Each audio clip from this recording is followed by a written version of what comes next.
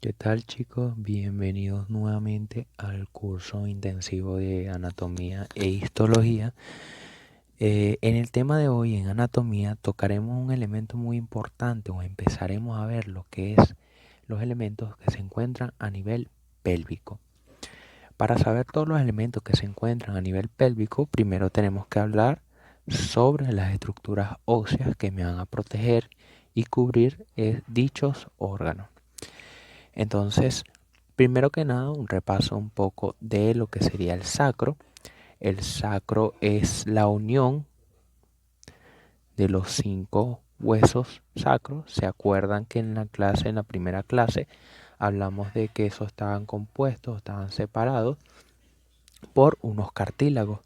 Esos cartílagos, a medida que uno va envejeciendo, se pierden y se forman o se unen esas 5 vértebras sacras y forman un hueso sacro únicamente, ¿sí? Ella va a estar ubicado en lo que sería la parte posterior de mi pelvis, en el cual lateralmente se van a encontrar mis dos huesos coxales, que vamos a hablar más adelante, y hacia adelante se va a encontrar lo que sería mi pubis. Tenemos que poseer un ángulo obtuso con una saliente hacia adelante a nivel de lo que es su base, llamado promontorio, como hablamos en la clase anterior, y es más acentuado en las mujeres, que ya más adelante vamos a ver las diferencias que se encuentran con respecto al hombre y a la mujer. Hablamos de que tiene una forma piramidal cuadrangular de una base superior y un vértice inferior, y está compuesto por 4 caras: una cara anterior, una cara posterior y 2 laterales. Si hablamos un poco de lo que es la cara anterior, hablamos de que se encuentran estos relieves óseos llamados crestas transversales, que es debido a la fusión de las vértebras sacras. Recordando nuevamente, es debido a la pérdida del cartílago que posteriormente esos huesos se unen. Entonces tenemos esas crestas llamadas crestas transversales, en el cual a sus laterales se van a encontrar unos agujeros llamados agujeros sacros anteriores, donde van a pasar ramos anteriores de los nervios sacros. Con respecto a su cara posterior, es convexa, irregular, debido a las osificaciones que posee, en el cual en su medio tenemos la unión de las apófisis espinosas del sacro, que es cuando se unen me van a formar una cresta, llamada cresta sacra. Hacia sus laterales tenemos estos canales, llamado canal sacro, que es debido a la fusión de las láminas laterales de mis huesos sacros, mis vértebras sacras en este caso. Posteriormente a ese canal se iban a encontrar unos tubérculos llamados tubérculos sacros póstero e internos, ¿sí? Luego de esos tubérculos póstero e internos se encuentra un foramen llamado agujeros sacros posteriores, en donde me van a permitir pasar ramos sacros posteriores. Y externamente a esos foramen o a ese foramen se encuentra un otro tubérculo llamado tubérculo sacro póstero externo, ¿sí? Repetimos: cresta sacra, canal sacro, tubérculo póstero externo, póstero interno y foramen sacros posteriores, ¿da? Que se observan las carillas articulares superiores, que se van a articular con mi quinta vértebra lumbar. Si hablamos de la cara lateral, podemos dividirlo en dos segmentos: un segmento superior y un segmento inferior. El segmento superior va a estar destinado a una superficie articular que se va a articular con ambos huesos coxales, en este caso el derecho, y del otro lado el izquierdo. Va a estar compuesto por las primeras 2 vértebras sacras, y hacia su parte inferior o el segmento inferior de su cara lateral va a estar compuesto de las 3 vértebras sacras, en el cual lo que va a dar es inserción, como es un elemento rugoso, va a dar inserciones a ligamentos sacros ciáticos, que vamos a ver más adelante, que principalmente me unen lo que es el sacro a mis huesos coxales. Luego tenemos una base en el cual tenemos esta superficie articular que va a recibir a lo que sería mi cuerpo, o en este caso sí, mi cuerpo de mi quinta vértebra lumbar. Hacia su parte posterior se encuentra un conducto llamado conducto sacro que me permite el paso de mi columna vertebral. Recordando que a medida que va descendiendo la columna vertebral se va haciendo más pequeña y luego va a haber un elemento que se va a ver en el sistema nervioso, que es cómo se encuentra la médula espinal en esa región. Hacia su parte posterior de ese conducto sacro se encuentra o se observa lo que sería la cresta sacra. Hacia los laterales se encuentra un elemento macizo óseo que se llama alas del sacro, que me va a permitir articularse con mis huesos coxales en sus lados, ¿sí? Luego tenemos un vértice, que no hay mucho que decir, que es la continuación o va a recibir o forma parte de la base de mi coxis, que son unos pequeños huesecillos o que en realidad está compuesto de tres, ya lo vamos a hablar, ya lo hablamos en la clase anterior también, que es la última porción de mi cuerpo vertebral. Aquí tenemos el coxis, es un elemento triangular de base superior que se va a continuar con el hueso sacro y de vértice que simplemente está dada por la misma fusión de 4 a 6 vértebras que antes estaban separados por cartílago, pero posteriormente se unieron debido a que se perdió ese cartílago. Ahora bien, hablemos de cintura pélvica como tal. Ya hablamos de la región posterior, que va a estar compuesta del sacro y del coxis. Ahora hablemos un poco de las porciones laterales y anteriores. El hueso coxal es un hueso que va a estar lateral a mi hueso sacro. Es un hueso par debido a que hay uno derecho y uno izquierdo. Él se va a articular en su parte posterior con mi sacro y hacia la parte anterior se va a articular con su homólogo. Repetimos, su parte posterior con el sacro y hacia la parte anterior con su homólogo. El hueso sacro como tal no es un hueso único al principio. Él va a estar compuesto principalmente de tres huesos. Un ilio, que es este elemento óseo más voluminoso. Un pubis, que es esta pequeña estructura ósea que se encuentra aquí, y un isquion, que es la parte inferior de mi hueso coxal.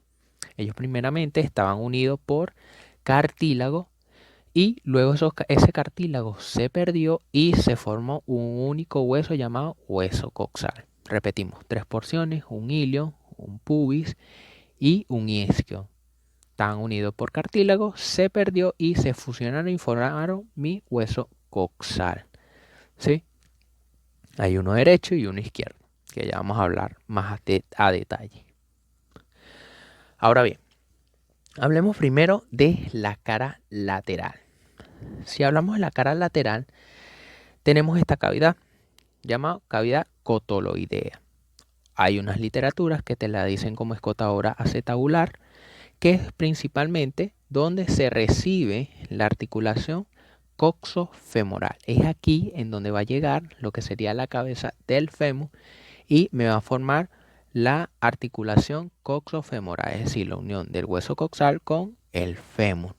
Ella, en su porción media, que no se observa en la imagen, posee un pequeño orificio destinado a un ligamento que se parte de la cabeza del fémur llamado el ligamento redondo, que forma un sitio de unión como tal, extra por así decirlo. Luego tenemos un borde acetabular, ¿sí? O cotoloideo, que va a estar destinado como un relieve óseo, ¿sí? Que me va a delimitar esa cavidad. En ese borde se encuentra lo que es la ceja cotoloidea, que es simplemente un elemento cartilaginoso que me da fijación a esa cabeza del fémur o la extremidad proximal del fémur para que sea lo más armoniosamente posible o lo más perfecta posible. no solamente tiene esa cavidad que encaja perfectamente, sino que posee ese elemento cartilaginoso para que su articulación con el hueso coxal sea más precisa, ¿sí? También hablamos de que posee unas escotaduras, que la vamos a ver en la imagen siguiente. Pero primero vamos a hablar de que posee este elemento óseo o esta cavidad llamado fosa ilíaca externa. Esa fosa ilíaca externa posee unos relieves, esto que se encuentra aquí, uno superior y anterior y otro inferior y posterior, que se llaman líneas glúteas. Esas líneas glúteas tenemos una anterior y una posterior. Esas líneas glúteas me van a permitir lo que sería la inserción a mis músculos glúteos, es decir, glúteo mayor, medio e inferior. Luego, en su parte inferior tenemos un foramen llamado foramen obturador, ¿sí? Que van a pasar elementos importantes que tocaremos en miembros. Y va a estar cerrada por una pequeña membrana llamada membrana obturatriz, ¿sí? Ahora bien, si acercamos un poco hacia lo que sería la cavidad cotoloidea, ella posee unas escotaduras. Tenemos una escotadura ilio-isquiática, una escotadura iliopubiana y una escotadura acetabular o isquiopubiana, también llamada. Esas escotaduras son un pequeño, un pequeño concavidad en donde forman exactamente los puntos de unión de los huesos que hablamos anteriormente. Si hablamos de escotadura ilion-isquiática, es una pequeña depresión que se va a encontrar entre el hueso ilíaco y el isquio. Por eso el nombre, escotadura ilion-isquiática, que es un pequeño relieve que se encuentra cerca de mi cavidad cotoloidea. Tenemos una escotadura iliopubiana debido a la unión del ilio con mi pubis, ¿sí? Y una isquiopubiana debido a la unión del isquio con mi pubis. Eso es con respecto a las escotaduras que se observan en la cara lateral. Si hablamos un poco hacia lo que sería la cara interna, tenemos que esta estructura o este relieve óseo llamado línea arcuata. Esa línea arcuata me va a dividir mi pelvis en su cara interna en dos porciones. Una superior y lateral, en donde va a estar encontrada mi fosa ilíaca, en este caso interna. Tenemos una externa, que ya lo hablamos anteriormente, y una interna. Y me va a dividir mi pelvis menor, o sea, me va a dividir una pelvis mayor y una pelvis menor, esa línea arcuata. Ahora, ¿qué se encuentra hacia abajo y hacia atrás? Se va a encontrar los ligamentos sacro ilíacos, que me permiten unir el sacro con mi hueso ilíaco, recordando en la cara, el borde externo, lateral del sacro, que en su porción inferior se encuentran unos ligamentos que me permiten articular o unir mi sacro con mi hueso coxal. También en la continuación de lo que sería mi línea arcuata, se continúa con mi línea pectínea, que se dirige hacia el pubis. Y por último tenemos hacia su parte inferior el orificio obturador, ¿sí? Con respecto a su cara interna, línea arcuata, fosa ilíaca externa e interna, tenemos los ligamentos sacroiliacos y foramen obturador con su membrana correspondiente. Aquí tenemos línea arcuata, luego tenemos lo que sería nuestra línea pectínea, que se va hacia el pubis, orificio obturador, y tenemos esta tuberosidad ilíaca que me permite unir el sacro con mi hueso ilíaco.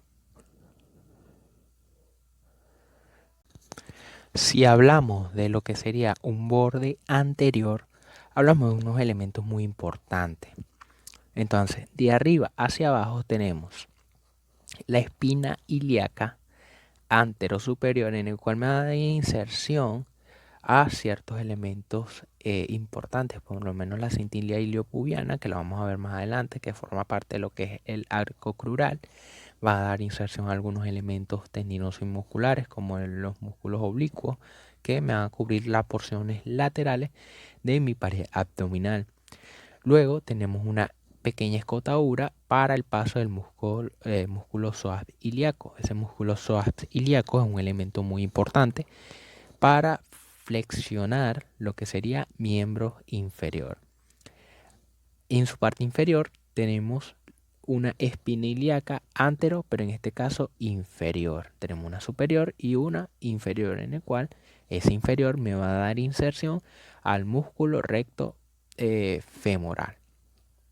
Luego tenemos que se continúa en su parte inferior con lo que sería el pubis, en el cual se encuentra una espina llamada espina del pubis, donde va a llegar lo que sería el ligamento inguinal, que a su vez posee una cresta. Entonces, repasemos. Tenemos espina ilíaca anterosuperior, que da inserción a algunos elementos musculares. Va a dar lo que es la escotadura para el psoas ilíaco, espina ilíaca antero inferior.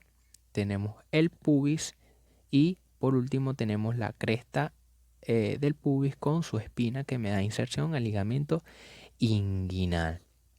También tenemos una pequeña eminencia en esta región aproximadamente llamada iliopubiana, que se va a encontrar entre la unión del ilio con el pubis.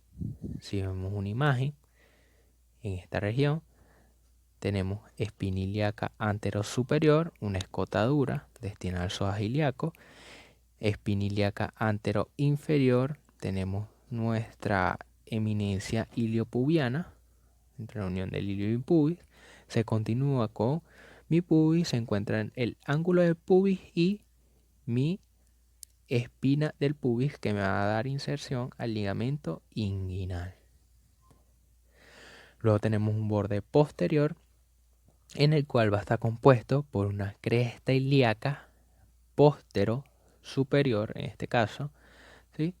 Luego tenemos otra espina llamada espina ilíaca postero, en este caso inferior. Entonces tenemos dos, una espina ilíaca postero superior y una espina ilíaca postero e inferior, que me van a dar inserciones a ciertos ligamentos y estructuras tendinosas.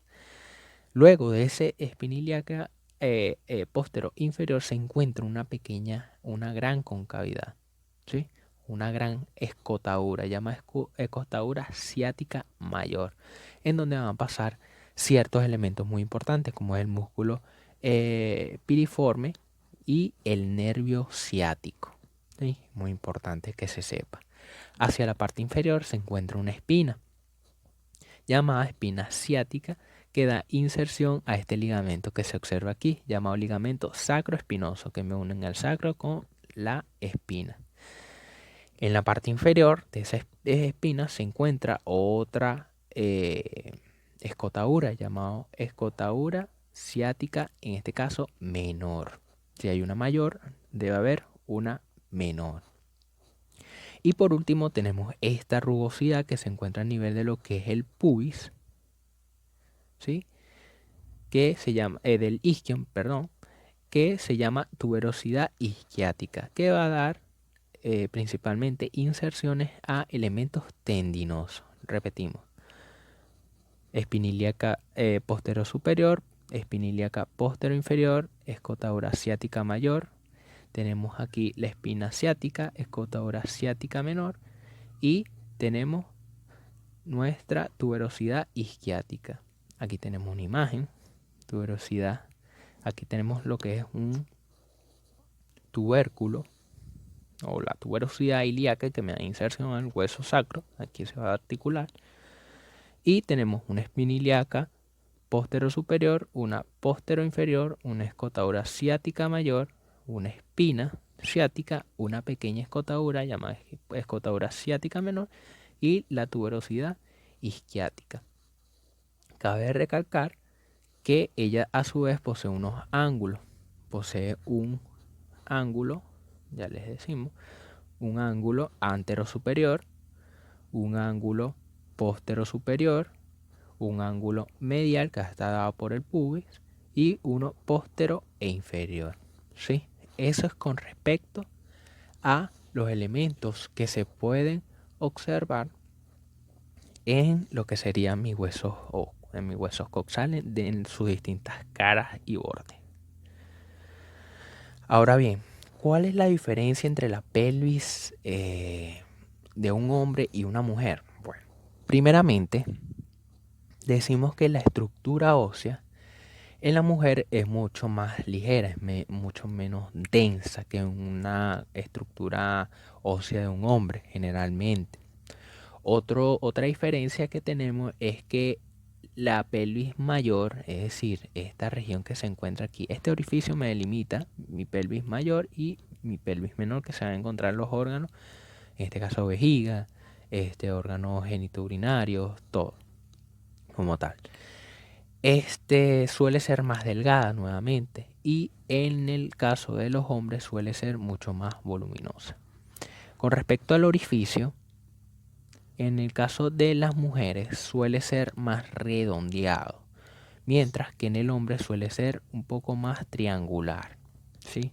Un elemento muy importante que se sepa debido al paso del feto al momento del parto. Necesita como que un poco más de espacio para que el feto pueda pasar con mayor facilidad. Otra diferencia es que la fosa o la pelvis mayor está mucho más abierta en las mujeres que en los hombres. Generalmente la pelvis mayor en la mujer se dirige hacia arriba y hacia afuera, y en el caso de los hombres se dirige casi que completamente vertical. Una diferencia debido a que necesita mayor espacio en el caso de la mujer. El orificio obturador en el caso de las mujeres es ovalado, mientras que en los hombres suele ser redondo. Importante también que se sepa. Y a nivel de lo que es la escotadura, o en este caso la unión coxofemoral, en las mujeres suele ser un poco más pequeña que en los hombres. Eso con respecto a algunas diferencias que podemos ver con facilidad en lo que es diferencia entre pelvis de una mujer y de un hombre.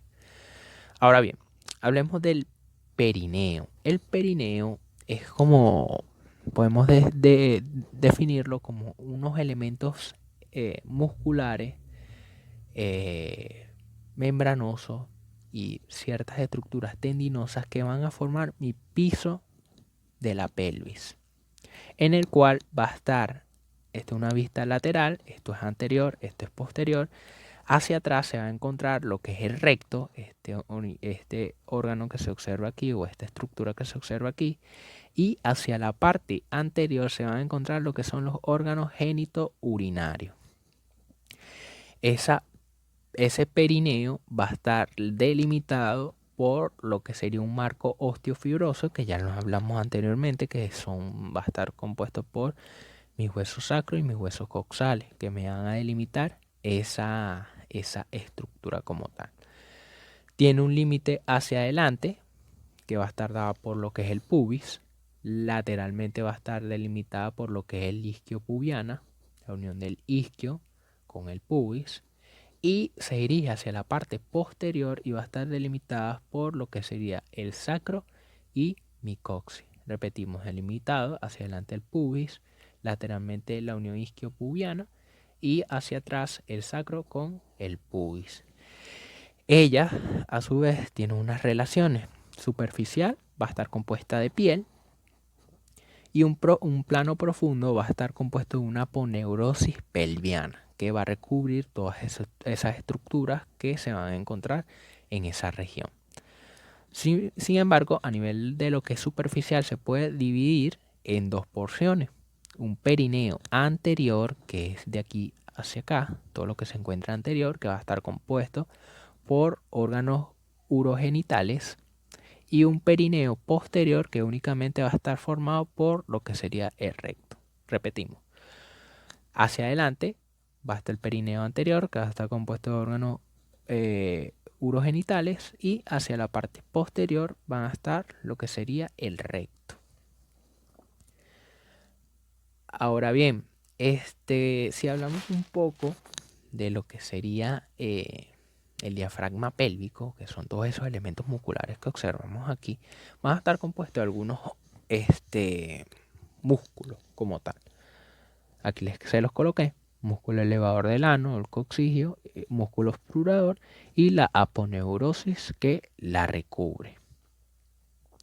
Empecemos con el músculo elevador del ano. El músculo elevador del ano es uno de los más voluminosos, ¿sí?, en el cual se extiende desde la pared anterolateral, es decir, toda esta región, y se dirige medialmente y va a formar un embudo, en el cual me va a permitir el sostén de los órganos pélvicos, no solamente a nivel rectal, sino de vejiga, en el caso de las mujeres vagina, en el caso de los hombres próstata. Es todo este elemento muscular que se observa aquí, ¿sí?, en el cual va a estar dividida una porción lateral, esta que se observa aquí, o también llamado superficial, y una porción medial profunda. La porción lateral se va a encontrar o se va a insertar en lo que es el ángulo lateral del pubis, ¿sí? Se va a encontrar o se va a insertar a nivel de lo que es esta membrana que se observa aquí, que es la membrana del músculo obturador interno. Se va a insertar a nivel de lo que es la espina isquiática, en este caso en esta porción exactamente, y luego se va a dirigir medialmente en esta región, ¿sí? Y va a ocupar los 3/4 posteriores de mi cilindro rectal. Repetimos: hacia adelante, ángulo del pubis, fascia del músculo obturador interno, también se inserta a nivel de lo que es la espina isquiática y se dirige medialmente y va a contribuir a cerrar los 3/4 posteriores de mi cilindro rectal, que se le puede llamar la parte puborectal de mi elevador del ano. Ese con respecto a la parte lateral. Luego tenemos una parte medial que va a estar compuesto por estos fascículos que se encuentran aquí. Este es el lateral y este es el medial. La porción medial va a estar o se va a extender desde lo que sería la pared anterolateral, caso de mi pubis, y se dirige hacia atrás y hacia la porción medial, ¿sí? Ella como tal se va a encargar de rodear, o ella como tal tiene contenida a lo que es, en el caso de los hombres, la próstata, y en el caso de las mujeres, la vagina. Ella se dirige hacia la parte posterior y termina insertándose a nivel del hueso del coxis, en su parte posterior.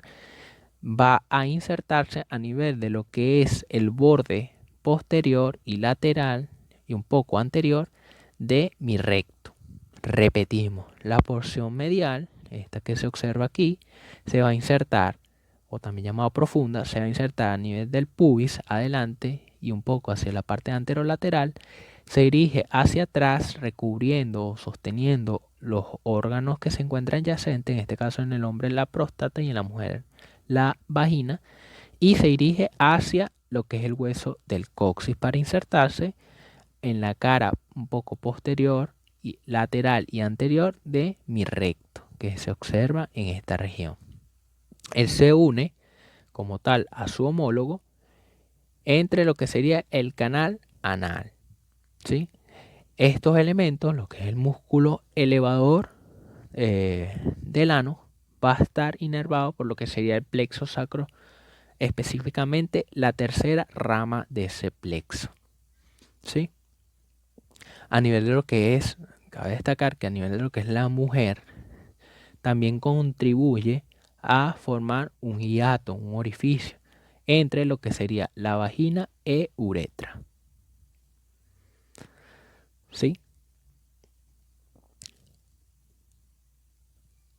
Aquí tenemos mi músculo isquiococcigio que es otro elemento muscular un poco más pequeño, este que se observa aquí, triangular, en el cual se va a encontrar detrás del anteriormente mencionado, es decir, del el músculo elevador del ano.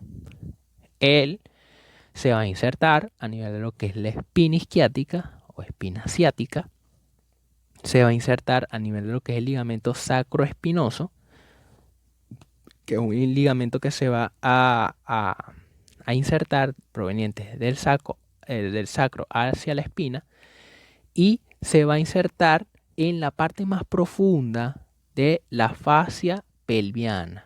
Es decir, esa membrana que va a recubrir ciertos órganos pelvianos, ella también se va a adherir y va a formar un punto de fijación.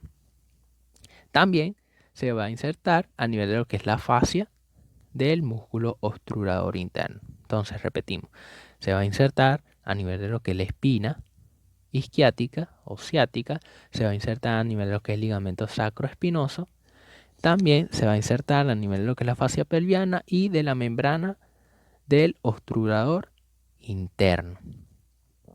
También tenemos que ella se va a dirigir medial hacia atrás y medial, y va a terminar a nivel de lo que sería la cara anterior del coxis, subiendo hasta el sacro. Es decir, que no solamente va a albergar solamente los huesos coxígeos, sino que se va a dirigir hacia la parte superior de la cara anterior de mi sacro, ¿sí? Con respecto a la inervación, va a estar dada por la cuarta rama proveniente de mi plexo sacro.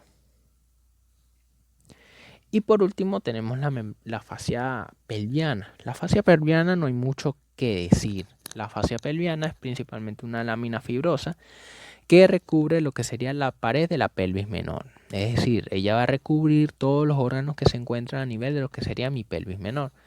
Y como generalmente toda la fascia posee una fascia parietal y una visceral. La parietal está adherida completamente al tejido, o en este caso a las paredes de la pelvis menor, en las estructuras óseas, y la visceral, que está completamente adherido a lo que serían las vísceras pelvianas. Eso con respecto a la fascia pelviana, no hay mucho que decir de ella. Y bueno, empecemos ahora con nuestro famoso arco crural. El arco crural es como tal la transición entre la pelvis o los elementos que van a pasar la pelvis hacia miembros inferiores o de miembros inferiores hacia la pelvis, ¿sí? Es un punto importante lo que serían las hernias, debido a que ahí se estudian muchos elementos que me producen como tal hernias en esa región. Tenemos esta cintilla. Esta cintilla se dirige o va desde la espina ilíaca antero superior, se dirige de forma oblicua hacia abajo y medial, y termina a nivel de lo que sería la espina del pubis. Repetimos, espina ilíaca antero superior hasta la espina del pubis. Esta cintilla como tal se llama iliopubiana debido a que unen el ilio con mi pubis. Tenemos una imagen más cercana: espina ilíaca antero superior y espina del pubis. Luego, también cabe destacar que este arco crural se puede llamar de muchas maneras: cintilla iliopubiana, arcada femoral, arcada crural, falopio, Thomson, de Folab, tiene muchos nombres.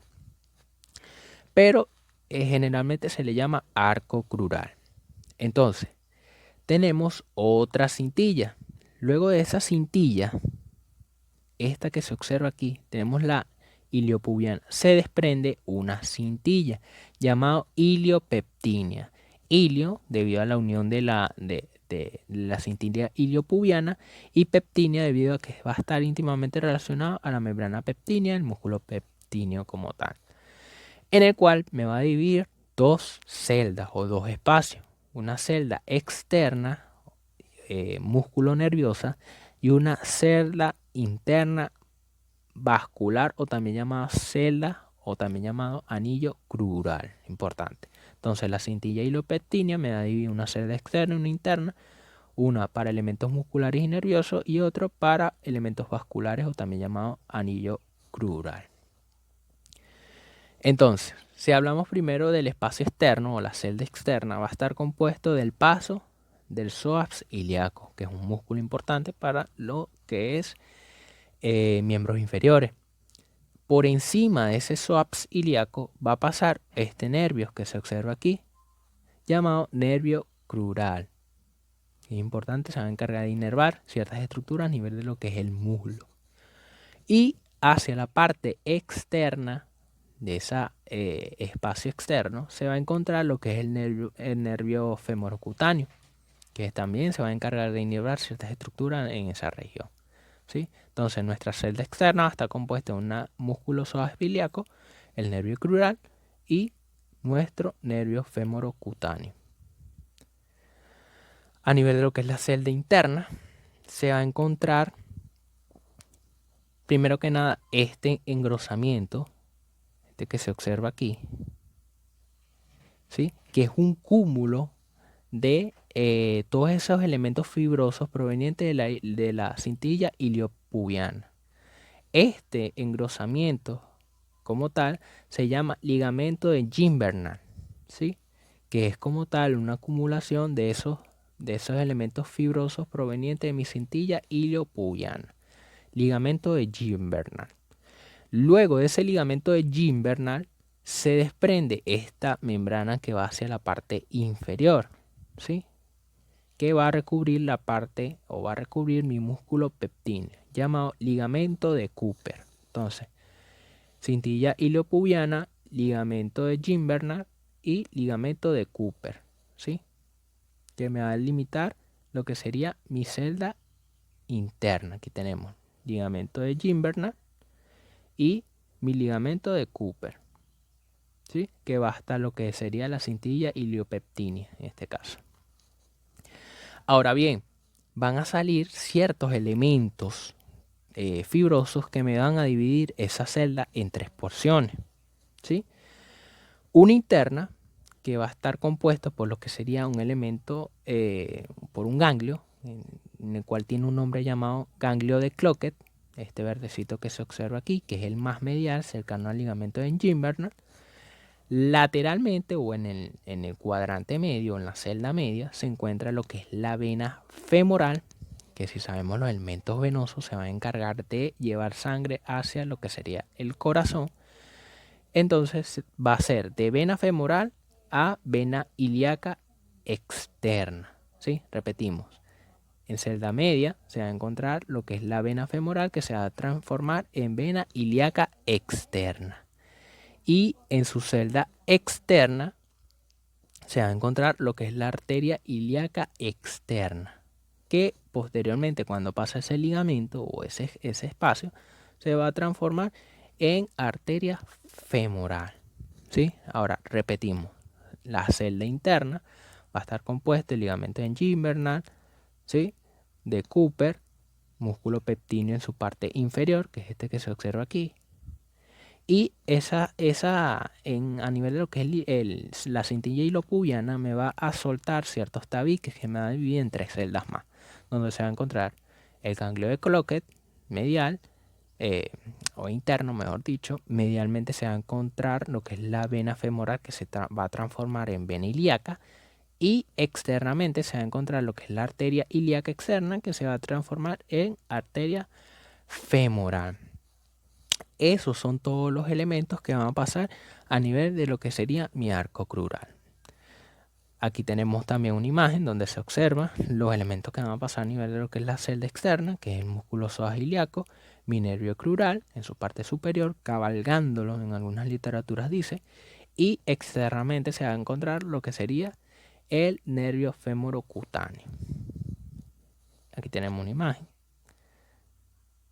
Tenemos ligamento iliopubiana, tenemos la acumulación que va a formar lo que es el ligamento de Gimbernal, tenemos el músculo, en este caso músculo pectíneo, va a tener lo que es el ganglio de Cloquet, la vena femoral, que se va a transformar en vena ilíaca externa, arteria femoral que viene y arteria ilíaca externa que viene y se transforma en arteria femoral, y los elementos musculares. Aquí tenemos el psoas ilíaco, que arriba de él cabalga lo que es el nervio crural, y hacia la parte externa y superior se va a encontrar lo que es el nervio femorocutáneo.